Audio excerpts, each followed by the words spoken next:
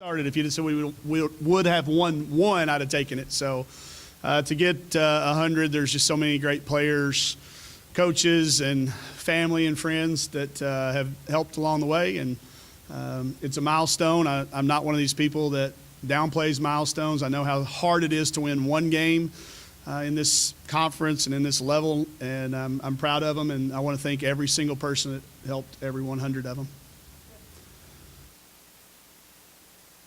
Coach, I mean, obviously, Malika had a huge night. Can you talk about what she did on the floor for you guys? I mean, she did everything. 9 rebounds, 6 assists, 1 turnover, which was a charging foul, so it's not even a decision thing. That's an aggressive thing.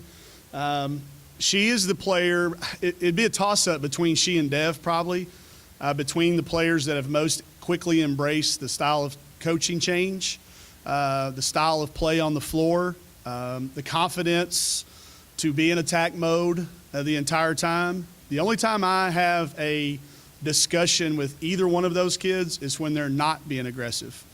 So when she's in that mode, she is really, really hard to guard. And so many good things happened for our team. She got off to a great start. We've got to find a way to get her a little more rest, and that's going to come from Jalen and Raven getting more comfortable at the backup point guard spot.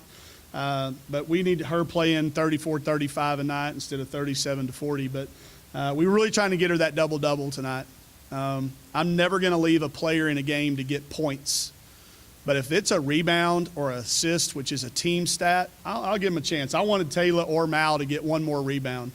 I don't know why we all celebrate double-doubles and triple-doubles, but I'll take 21, 9, and 6 from a point guard anytime. Cosper, you know, she didn't really have necessarily the best shooting night, but she kept with it, and she kept, I guess, the confidence to shoot, and it turned out well in the end. Could you talk about that?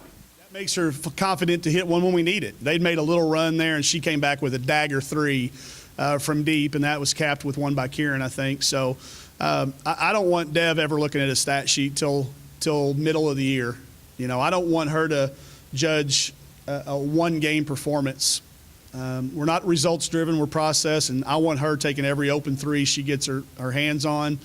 You know, I'll ding her in the film room a little bit. I thought she settled for a couple of tough jump shots today where I think she can drive in there like she did late and lay it in. So still a work in progress, but a really, really solid, again, 18-point effort in 29 minutes for her.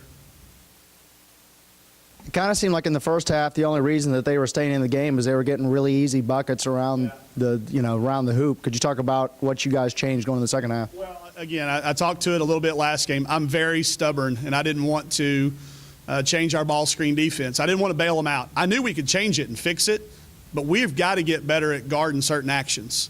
And if the fix is me just changing, then we don't get better. It was frustrating for them to start. They were slipping those screens on us. He's a great coach, and the Princeton offense is incredibly difficult to defend.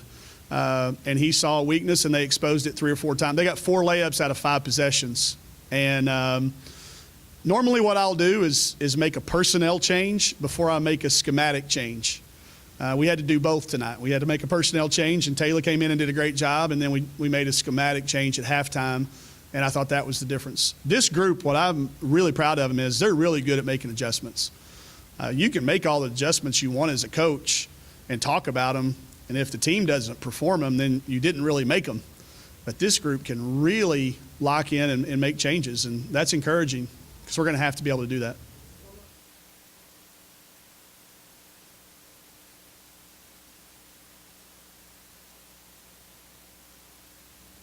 From the day we saw her, I predicted she might be our leading rebounder. And I hope I'm wrong. It may be Malika Monk on the year. I don't know. I was teasing everybody that Mal might be our leading rebounder. But Taylor's got a tenacity about her, and she matches that with some tremendous athleticism. And that's the makeup of a great rebounder. She goes after a majority of them. I think as she continues to learn schemes, she'll play more minutes. And she's a double-double kid. She really is, because she tries so hard, and she can get those tough rebounds.